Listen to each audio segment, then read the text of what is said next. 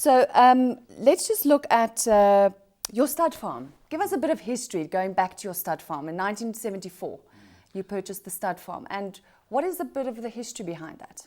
Well, first of all, Mr. Ellis owned the farm and he bred Durban July winners there and many great champions. And when I went there was basically nothing, just bare ground with an old farmhouse on. And I came from Kloof, where you had this, we were inundated with rain and forests and lakes, and here I was in the Karoo. I said, have I done the right thing? My goodness me, I did the right thing. And today we've built a beautiful home and a beautiful stud farm there with paddocks. Our paddocks, Jacqui, are bigger than 90% of people. One paddock on my farm is bigger than 90% of the people in the horse business entire stud farm. So we have our foals, when they're raised, they roam. They roam. We got a paddock there, 2,000 acres. So these mares and these babies roam in the natural, not 20. You can go to everybody's stud farm, you'll see 20 horses in a 15-acre paddock. You'll see them raised on dirt sand.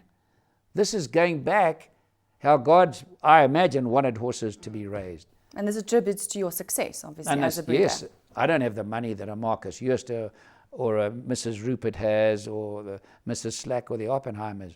But if I tell you one thing, I can raise a better horse than they can. I don't have the stock that they have, but we're still in the top 7 breeders, and we're climbing because all my Jet Masters and Captain L's and all these good horses, their babies are coming to the fore now. So we're starting to move now, and we will have numbers. We will go for probably close to 200 mares one day. With all the traveling that you do, and you also have a house in Florida, in the USA, how hands-on are you with the farming business then? I phoned the farm, my managers there in all departments. We have different managers, we specialize obviously. I think they really get a bit upset with me. I phone 5 times a day. From China, from India, from America. I want to know every fence that's put up, every baby, what mare's been covered, are they in foal? So I'm very much hands-on, extremely hands-on. I mean, whether you're not there in body, yes, but you're there definitely in... Yes, and I might as well be there the way I nag them anyway. Because if you want to have a good business, you've got to be hands-on, and you've got to have a passion, and you've got to, and you've got to have a work ethic. And this is what I'm finding is deteriorating in the world. There's a sense of entitlement. I'm entitled to something. Yeah. You're entitled to nothing in this world. I was poor. I had nothing.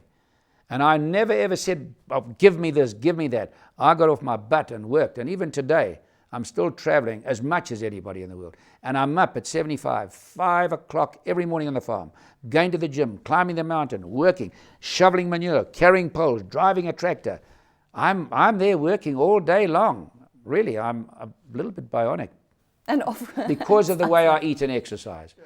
But you'll never get people to worry about their health. 1 person out of 10,000 worries about health. They know it's the most important thing in the world, but they don't worry about it. They don't do anything about it.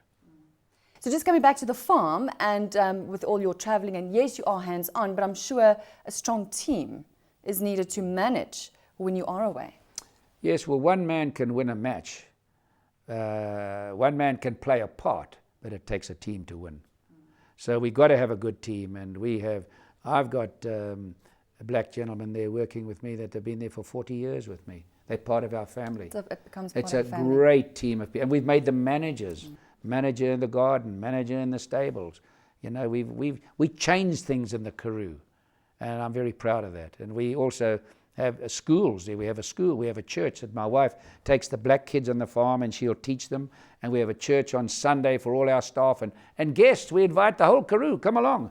And the soccer tournament? The soccer tournament. For the community? Yeah, right. That's a great initiative. It was a wonderful experience. We had all the people at Karoo qualifying. We put up 100 grand this year and it's getting bigger.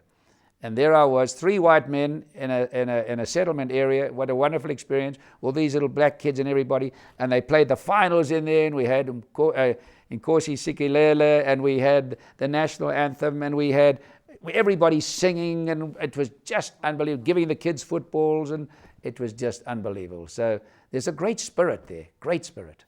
Gary, let's get back to racing today in South Africa. What do you think the major challenges are? Well, always management is very, very important. And we've got to get it, we've got to come up, you know, people always say we're exhausted with ideas in life. We're in our infancy in ideas. We don't look at the cell phone. Imagine telling my father, that he could sit here and communicate like I did this morning overseas. And So imagine not having a cell phone today. exactly. Well, my father This is used how to we sit evolved. next to the telephone and find out how I was doing when I was winning all these world titles.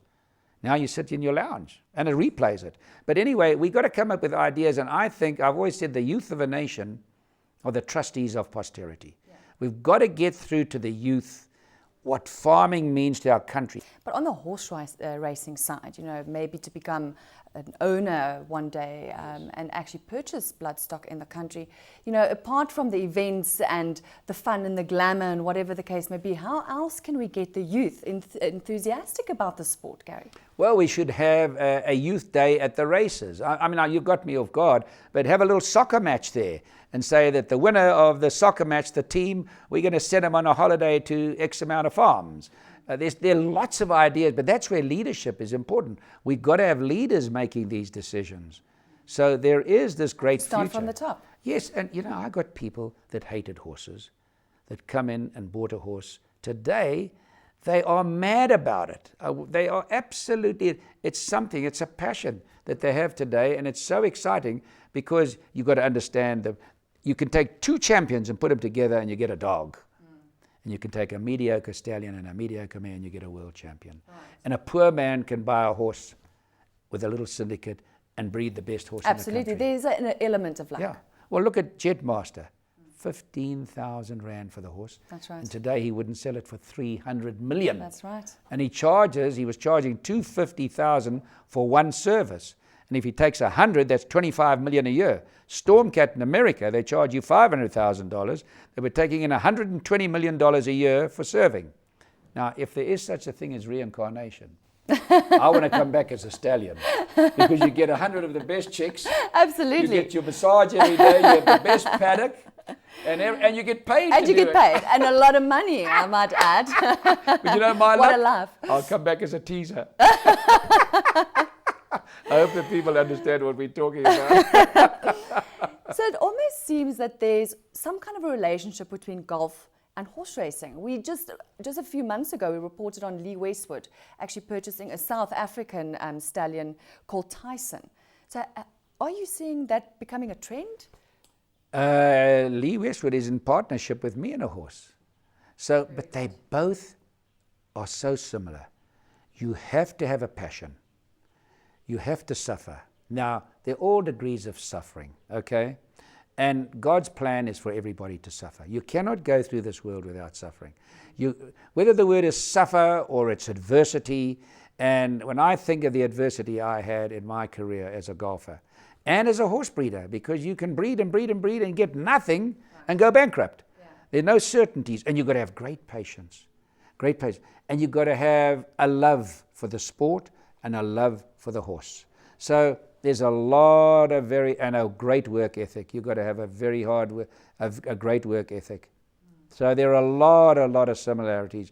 And both sports, really, nobody really knows the horse business, and nobody really knows the golf business. We like to think we do, but we don't. Are any of your children involved in horse racing? My one son, Wayne, he was crazy about it. Thank goodness he stopped. He was becoming a bit of a big punter. He'd have a phone here and 3 computer forms, and I'd be practicing and he'd be off to the races. And I said, no. But they all love the horses. They all adore the horses. And I've got a granddaughter, Rebecca, who lives down in Zabali, and one granddaughter, Savannah. All they want to do is spend their time on the farm. In fact, the other morning, we were leaving at 5 o'clock in the morning, and she was crying, and she said, Grandpa, you made a great buy when you bought this farm. And she's up in the morning, and she's out on her horse with her pajamas. You see, horses are so good for children. Yeah. It gives them a sense of God, whatever your God may be. It's a sense of decency. It's a sense of the feel of the earth. Mm. We just need to get away from some of the stigmas, don't you think, Gary? That it's an old man's sport, it's a white sport, it's an elite sport, it's the king. Of course, it is the king of sports of kings. But like you just said, if we can get the younger generation involved, and in syndicate groups. Isn't that the way to go? And change the Yes. face of horse racing. Yes, you're right. But look at our champion black jockeys that we're providing now. These guys are phenomenal. There's a great change. And the number of black people that are getting interested into horse racing. You know, they can go with their children to the races and have a wonderful day there. The food is good. You're out in like a little park, watch the horses parade. The children love it. And then watch them race. It's competitive. It's one of the most, well, it's one of the biggest sports in the world. And it certainly is one of the sports that is played everywhere in the world. I mean, rugby isn't played everywhere. Cricket isn't played everywhere. But I mean, if you take horse racing, it's everywhere in the world that I know of. And so it's just something that we got to have leadership to take us in the right direction. Syndication, very important. Get somebody in a small way first to be, and then when he gets a taste of it, they knock your doors down. Absolutely. And they've got to understand, you've got to get people, and it's marketing. It's marketing. You've got to, you know, the world is so busy and everybody's so busy with their own life. So the only way you can get this through is proper leadership and proper marketing. Otherwise, you're never going to get the people. What would you say is the highlight of your horsing career? We had a filly, Lady Windermere, last year that was filly of the year, 2 Group 1s. This year we bred the best sprinter down in the Cape, Madrissa. We had a horse, Superwood, that finished second in the Durban July to Gray's Inn, a wonderful horse. We bred a horse called Broadway Fly that ran in the English Derby and then went on to win a Group 1 winner at Saratoga in America. So we've had a horse run in the English Derby, win in America Group 1. So we've had a lot of success and bred a lot of champions. In fact, in my big barn, which has music in it, and our office, and a whole horse head sticking out, all the champions that we've bred are in a silver, or a brass plaque around the stable. So what we do in that barn when we come in, anybody who comes there, if it's from America or Britain or China or anywhere, we have their flag standing there flowing with ours, and we have their national anthem, and they love it. And they see all these horse heads sticking out, 50 horse heads in a barn, and music going afterwards. Then we have a little dance. So quite a lot of highlights, isn't it? And just to wrap, what would you like to see horse racing be as a sport in the future? I'd like to see horse racing be a prominent sport in this country, creating many, many jobs, and giving money to charity. To what degree they're giving right now, I don't know. They are giving to charity, but you look at golf. Golf gives more money to charity than any 2 of the biggest sports in the world. In America, already $1 billion went to charity. Now they're working on their second billion. And as a small company through golf, we've raised around the world over 30 million, that's over 200 million rand, for these places around the world for underprivileged children. In South Africa, Madiba, my great hero, who I just love and adore, between us we raised 20 million for black education, mainly in this country. And now we've continued on as a Gary Player Foundation to do this. And every year we're raising a lot of money for these young black kids around the coast and kids that are struggling. And South Africa is fantastic. South Africa is like America. America is a great giver.